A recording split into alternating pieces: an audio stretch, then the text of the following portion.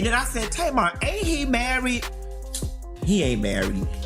They not married. They just do that for the ran high, threats started flying, and folks are saying receipts are waiting in the wings.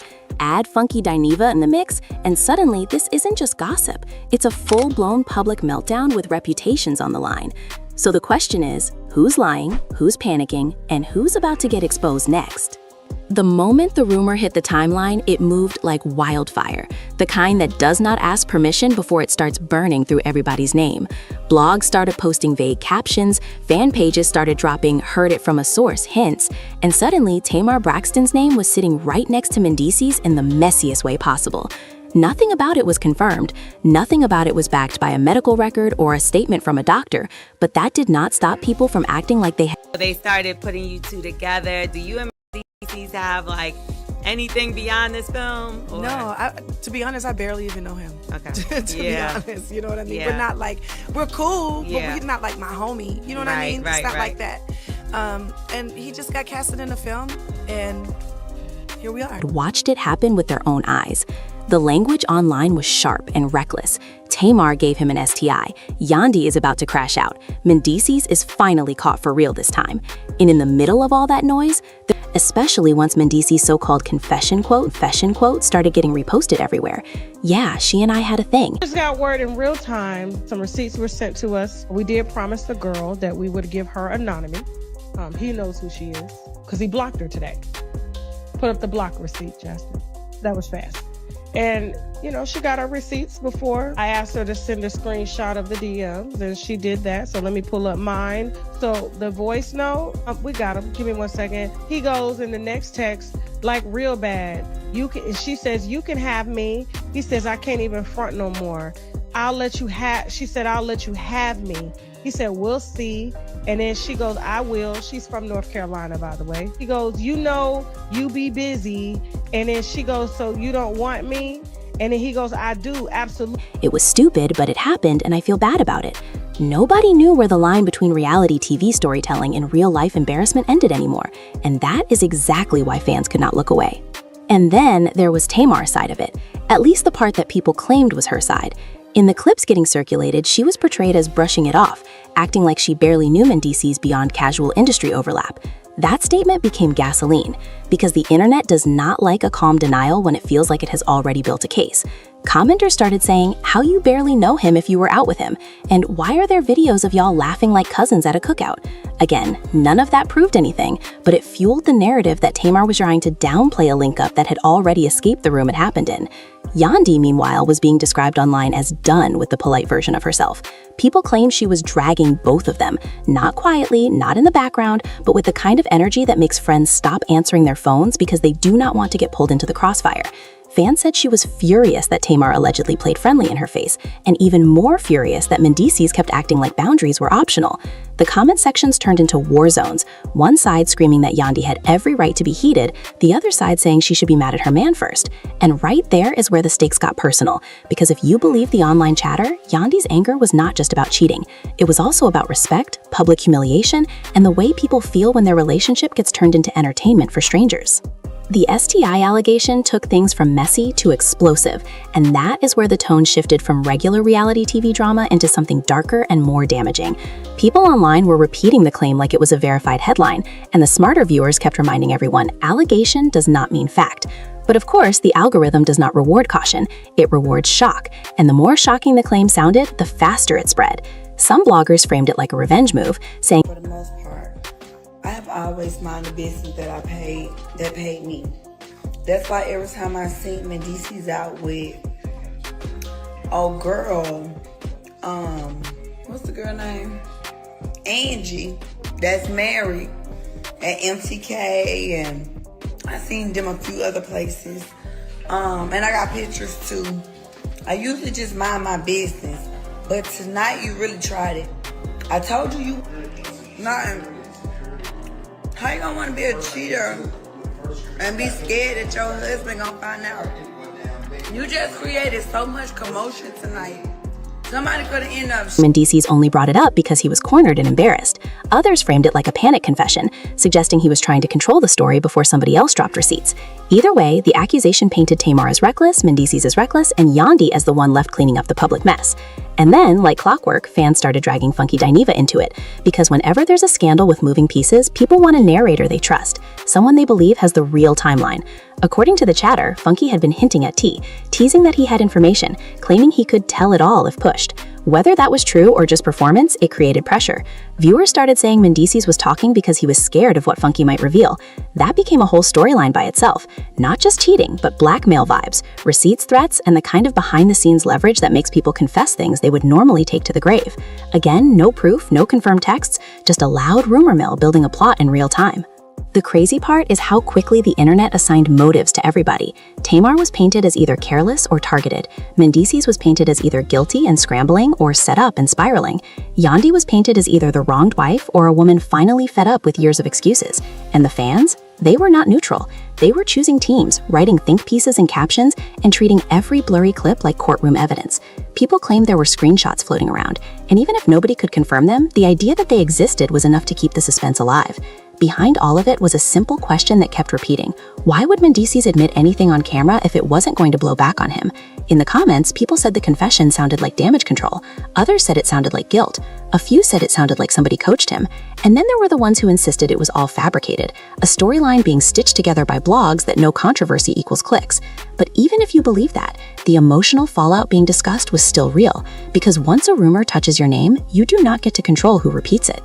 The situation also dragged other people into the conversation, because it always does. Fans started tagging cast members, asking who knew what and when.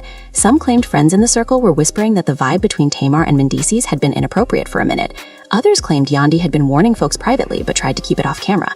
Nobody could confirm any of that, but it added layers to the story, the kind that make it feel less like random gossip and more like a long-building tension finally cracking in public. The end of that first wave, the internet had turned a messy rumor into a full narrative arc.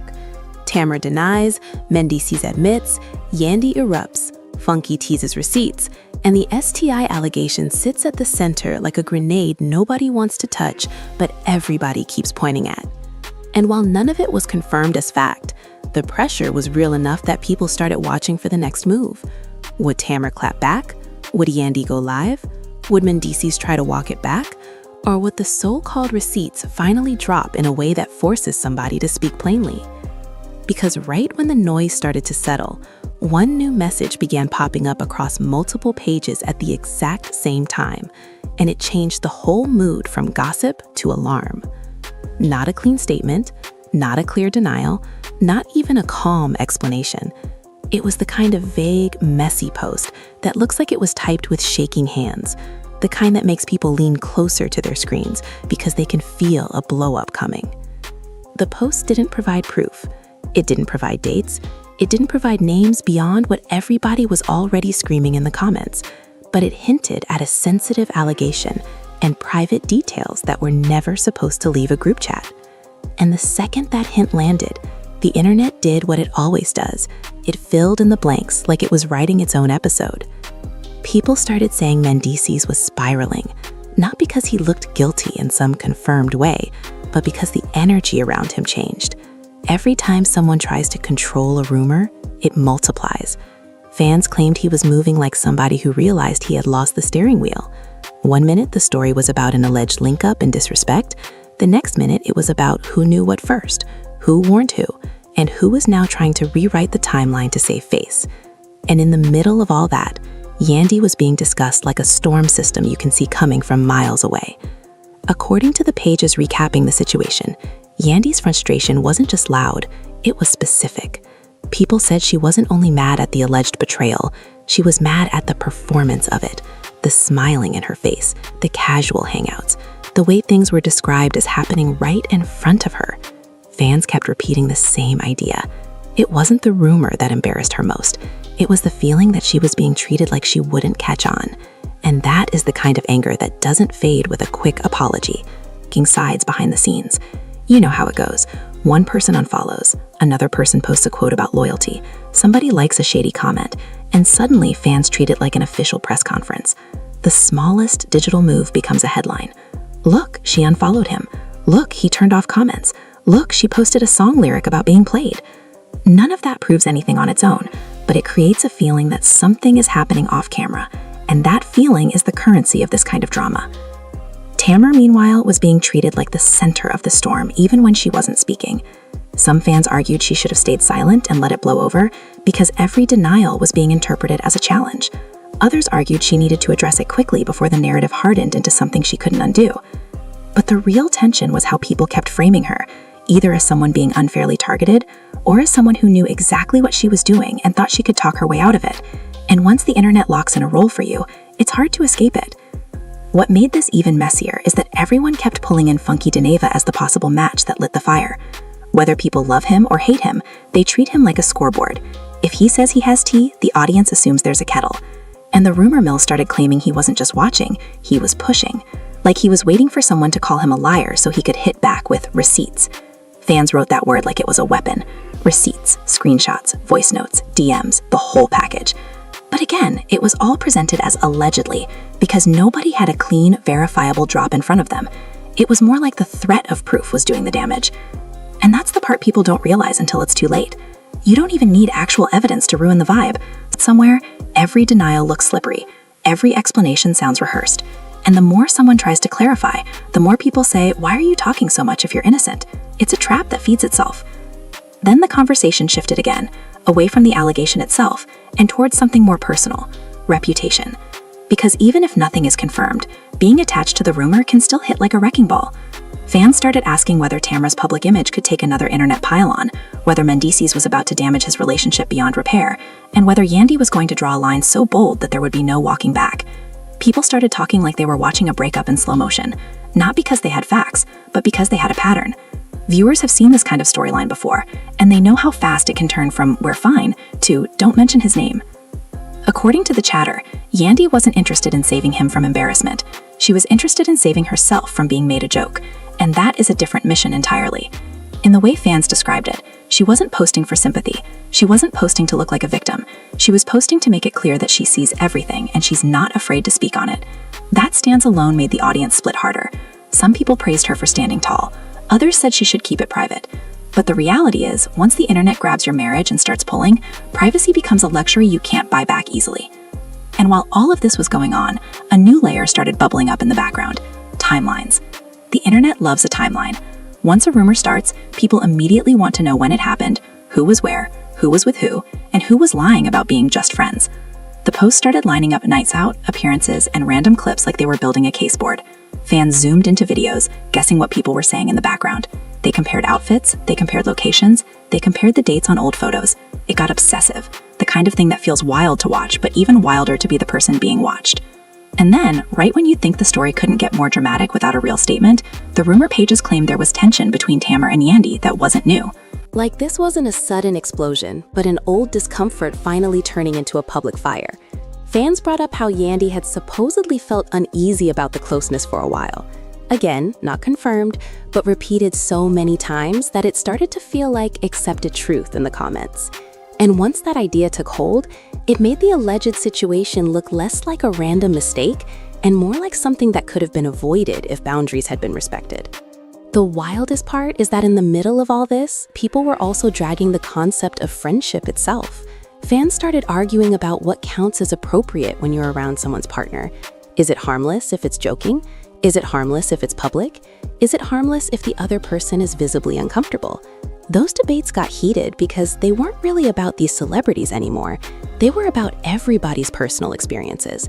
People were projecting, and that made the reactions even louder. By the time the night ended, the internet wasn't asking, "Is this true?" as much as it was asking, "Who is going to speak next?" Because that's how these storms move. The facts become secondary to the next moment. And according to what was circulating, the next moment was going to be big. Not because anyone had confirmed anything, but because the pressure was building toward a point where somebody would either drop a clean denial, drop a messy explanation, or drop something that looks like proof. And when the crowd believes proof is coming, the entire room holds its breath at the same time. And when the crowd believes proof is coming, the entire room holds its breath at the same time. That's exactly how it felt when Yandy's name started trending right alongside Tamar and mendeecees, because suddenly the conversation wasn't just about what people were claiming happened, it was about how Yandy was allegedly responding behind the scenes. Fans were shocked at how fast the tone shifted from gossip to full-blown damage control, like everybody involved realized the internet had already decided it was watching a scandal unfold in real time. The first thing people said they noticed was silence that didn't feel calm. It felt strategic. No big polished statement, no neat little "we're good" caption, just a quiet stretch where every move looked calculated. And in celebrity drama, silence becomes its own headline. Blogs started posting, "Why aren't they speaking?" Fan pages started saying, "They're meeting with lawyers," even though nobody had proof of that either. It was one of those moments where the rumor becomes bigger than the original rumor, because now you're not only dealing with what happened, you're dealing with how people think you're reacting to it. Then the alleged draft statement started circulating. Not a confirmed press release, not something posted on an official page, but one of those "a source sent this" type screenshots that fans love to treat like a signed document. It was supposedly from mendeecees, and it had the usual tone of a man trying to look responsible while the internet is roasting him. It didn't admit to anything new, it didn't clear anything up, it mostly sounded like an apology without specifics, which only made people drag him harder. The comments were brutal. That's not accountability, that's word salad. He apologizing to everybody except Yandy. Why does it sound like a manager wrote it? And once those reactions started, the screenshot became a bigger storyline than the words inside it. People also claimed Yandy refused to let him post anything until she saw it first.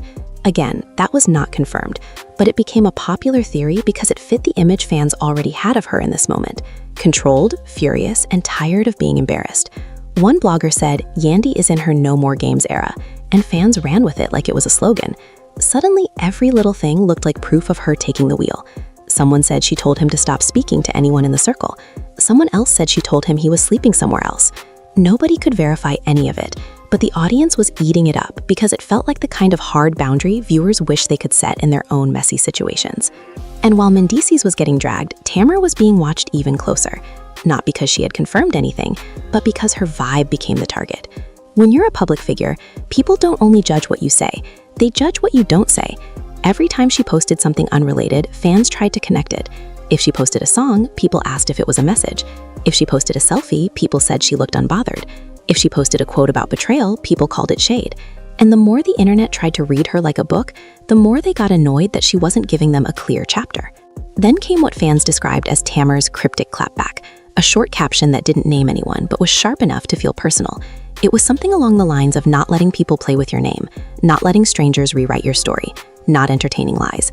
It still didn't confirm anything, but it gave the audience what it wanted, a spark. And once that spark hit, the comment sections turned into a courthouse with no judge. Half the people screamed that she was defending herself from nonsense. The other half said, "Why are you defensive if it's fake?" That's the double bind of public drama. If you speak, you look guilty. If you don't speak, you look guilty. And if you speak too well, they accuse you of rehearsing. Around the same time, Funky Dyneva's name started popping up again. Not because he made a single clean statement, but because people were claiming he was hinting at going live. And in this world, the phrase "I'm going live later" is basically a siren. It means somebody's about to tell a story that will either blow up the timeline or backfire spectacularly. Fans were camping in his comments, begging for tea, begging for receipts, begging for names. Others begged him not to, saying it was getting too messy and too personal. But the more people begged, the more it felt like the pressure was forcing the story forward, whether anyone wanted it or not. What really took the drama into the next lane was when fans started insisting there was a private conversation that got leaked. Not a full transcript, not a recorded call, but a paraphrased retelling that people treated like gospel. According to that rumor, Yandy had confronted someone in the circle, asking why nobody warned her earlier about how close things looked. And the person supposedly replied with something that made it worse, like "everybody thought you knew." That line, whether real or invented, set people off because it hits a nerve. Nobody wants to feel like the last person to find out about their own embarrassment. And that's when the story shifted again, away from the original accusation and toward the social dynamics around it. Who protected who? Who stayed silent? Who played both sides? Fans started digging through old interviews, old reunions, old scenes, looking for moments where Yandy's face changed when Tamar walked in, or when mendeecees smiled too hard like he was trying to look innocent. People love retroactive clues. They want to believe the truth always leaves a footprint. Even if it doesn't, they'll draw one. The most dramatic theory started spreading late that night, that mendeecees didn't want to admit anything at all, and that the public confession only happened because the story was about to drop with or without him. Fans argued about who forced his hand. Some said it was Yandy, because she demanded he told the truth before she did. Others said it was Funky, because he was allegedly sitting on information and hinting he would expose it. Others said it was the blogs, because they were already posting like it was confirmed, and he had no choice but to get ahead of it. The reality is, nobody could verify what pushed him. But the internet loved the idea of him being backed into a corner because it made the narrative feel like justice. And then there was the social media theater. Fans claimed mendeecees started blocking people, turning off comments, limiting replies. Those moves always look suspicious, even when they're just for peace. People said Yandy's friends were liking shady posts. People said Tamar's people were subtweeting. It turned into a chessboard where every like was a move, every unfollow was a slap, and every caption was a warning. In the middle of all that, one rumor landed that changed how viewers interpreted Yandy's anger. It wasn't about proof, it wasn't about receipts, it was about respect. A page claimed Yandy felt Tamar had been overly familiar around her man in public settings, laughing too close, sitting too close, acting too comfortable. Whether that was accurate or not, it gave the audience an emotional explanation that made sense. Because even without any confirmed affair, being disrespected in your face is enough to make anyone snap. Fans started saying, this isn't new, this is a buildup. And once people believe it's a buildup, they stop expecting a calm resolution. Somebody even claimed there was a tense run-in at a lounge. Not a physical scene, just a moment where people felt the air change. They described Yandy walking in and the room going quiet, Tamar smiling like everything was fine, mendeecees looking like he swallowed a rock. That image traveled fast because it's cinematic. It's the kind of moment viewers can picture. Again, no confirmation, but the mental movie was enough to keep people locked in. By the end of the night, the storyline had evolved into something larger than a single accusation. It became a public test of who could control the narrative. Mendeecees looked like he was trying to survive it. Tamar looked like she was trying to dismiss it. Yandy looked like she was trying to make sure nobody ever plays with her name again. And Funky Dineva looked like the wild card the internet kept calling in, whether he wanted the role or not. The suspense didn't come from facts being confirmed. It came from everyone waiting to see which person would finally stop hinting and actually speak in a way that the internet couldn't twist. Because the next message that hit the timeline wasn't a vague caption at all. It was a direct statement that sounded like someone had reached their limit and decided to stop being polite. The next message that hit the timeline wasn't a vague caption at all. It was a direct statement that sounded like someone had reached their limit and decided to stop being polite. And once people believed it was Yandy speaking, the whole internet leaned in like it was a reunion special. The words were blunt, the tone was sharp, and even though it still didn't confirm anything as a hard fact, it made one thing clear. She was done letting people play in her face. Fans are shocked because Yandy's energy wasn't sad and confused.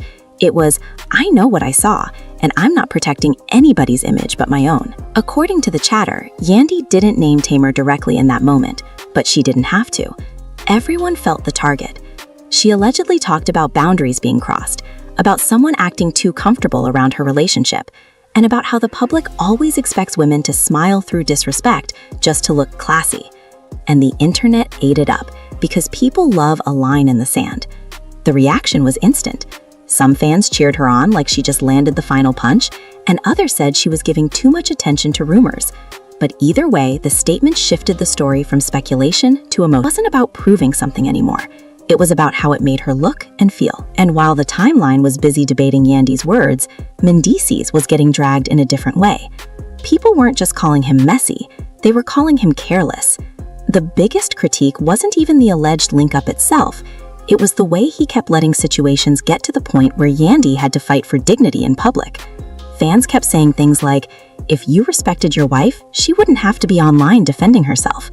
And you could feel the sympathy for him dropping by the minute, especially once the rumor pages started saying he was trying to reach Yandy privately, and she wasn't answering. Then came the twist that made things feel even more real for viewers. People started claiming a private group chat screenshot was floating around, allegedly from someone close to the circle. Not a clean, official receipt, just one of those blurry, cropped screenshots, with names hidden and timestamps cut off, and because it looked incomplete, it gave fans room to imagine the worst. The screenshot supposedly showed someone saying they warned someone else, and another person replying, I told you this would happen.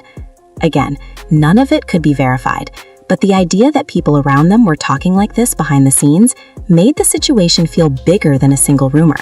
It made it feel like an entire circle knew something was brewing and still let it boil over in public. Tamar, on her side, was being described as irritated, not heartbroken, and that difference matters online. Fans kept saying she looked like someone who felt disrespected by the accusations more than anything else. According to the recap pages, Tamar was allegedly telling people close to her that the internet was doing too much, that she wasn't going to let strangers define her story, and that she was considering handling it the right way instead of going back and forth. That line sparked a new wave of talk, because whenever someone hints at handling it, people automatically assume legal action, private calls, or some behind-the-scenes cleanup is coming. And that's where Funky Dineva re-entered the storyline like a match tossed back onto a pile of dry leaves. Fans claimed he went live, not with one big reveal, but with a calm timeline breakdown that felt like a warning. He allegedly said he was tired of being painted as the villain, tired of being blamed for drama he didn't start, and tired of watching people lie with a straight face. He didn't present it like a courtroom case. He presented it like, I was there, and I'm not letting anyone rewrite what I saw. Emotions ran high in the comments, because people treat Funky like the narrator of chaos. And when he speaks, fans assume there's at least some truth mixed in with the performance. People said the live wasn't just tea, it was personal. Like he felt betrayed by Tamar's attitude, or insulted by her acting like he made things up for attention. According to viewers who recapped it, Funky implied that the tension wasn't random, that there were moments where the vibes were off and everyone noticed, and that Yandy wasn't crazy for feeling uncomfortable. He didn't have to say much beyond that, because the internet filled in the rest. Suddenly, the conversation became, so Yandy really was seeing something, and so Tamar really was moving too close, and so mendeecees really was enjoying the attention. But then the narrative flipped again, because not everyone was buying it. Some fans started pushing back hard, saying this was all being stretched for clicks. They argued that blurry party clips don't prove anything, that people can laugh together without crossing lines, and that bloggers were weaponizing rumors to build a storyline. That side of the internet started calling out the entire machine, saying it was